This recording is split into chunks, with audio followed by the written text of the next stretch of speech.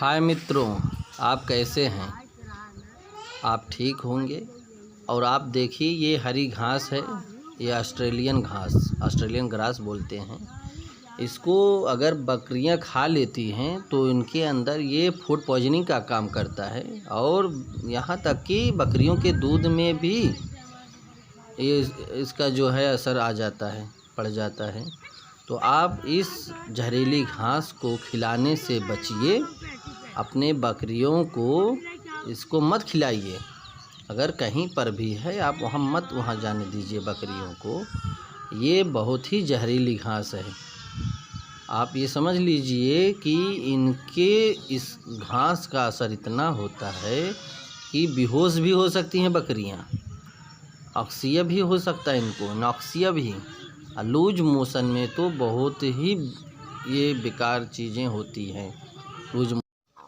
Loose motion में मित्रों कारगर अचूक आयुर्वेदिक दवा है। आप सुबह और शाम चाय पत्ती, जिससे चाय बनाते हैं वो, और नमक नहीं तो चीनी मिला करके आप बकरियों को खिलाएं। इससे उनके डाइजेशन जो है उनका सही हो जाएगा। और अचूक दवा है राई का तेल। मित्रों, राई का तेल बहुत ही कारगर होता है। काला नमक और राई का तेल सुबह शाम पिलाएं। इससे उनका डाइजेशन बहुत ही दुरुस्त हो जाता है और पोखना बंद कर देती हैं। और मित्रों, जामुन का पत्ती मिल जाए, अमरूद की पत्ती, केले की पत्ती या बरगद की पत्ती मिल जाए तो इनके पोखने लूज मोशन में बहुत ही कारगर साबित होता है। आप सुबह शाम उनको खिलाइए। बकरियों को जो पोक रही हैं, जो उनका लूज मोशन चालू है, उनको बहुत ही राहत मिलता है। इतना अच्छा राहत मिलता है कि एकदम बंद हो जाता है। 2-3 दिन में टाइम लगता है। ठीक है मित्रों, मैं डॉक्टर ताहिर आप सबकी हेल्प करने के लिए ही यहाँ उपस्थित हूँ। कोई भी समस्या हो आप हमसे शेयर कर सकते हैं। मित्रों, जहाँ तक बात है इंग्लिश दवा की, तो उसके लिए नारफ्लास्ट्रिजेड 500 mg, एसिलाग 300 mg, मेट्रोजिल 400 mg, ये सभी एक एक टैबलेट सुबह शाम 25 से 30 किलोग्राम की बकरियों को दें।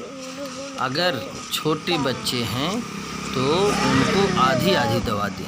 अगर बकरी प्रेग्नेंट है तो उसको भी आधा ही डोज दें। सभी टैबलेट का आधा आधा करके उनको खिलाएं। तो 3 दिन में ये सही हो जाएगा। अब बच्चों के लिए सबसे कारगर सिरप होता है बुखार के लिए एबुजेसिक सिरप 1 ढक्कन, और लैट्रिन के लिए मेट्रोजिल आता है मेट्रोजिल सिरप, इसको 1 ढक्कन, दोनों मिला करके आप बच्चों को पिलाइए। इससे बहुत ही राहत होगा। इससे उनके पेट जो दर्द होते हैं सब ठीक हो जाएगा और बुखार भी उनका ठीक हो जाएगा। अब बकरियों को इन हरे घासों से, हरे चारों से आप बचाएं। आप बारिश में भीगने न दें बकरियों को, और बरसात में भीगने से बचाएं। नहीं तो बकरियों को बुखार और पतली दस्त, डायरिया होने की संभावना बहुत ज़्यादा बढ़ जाती है।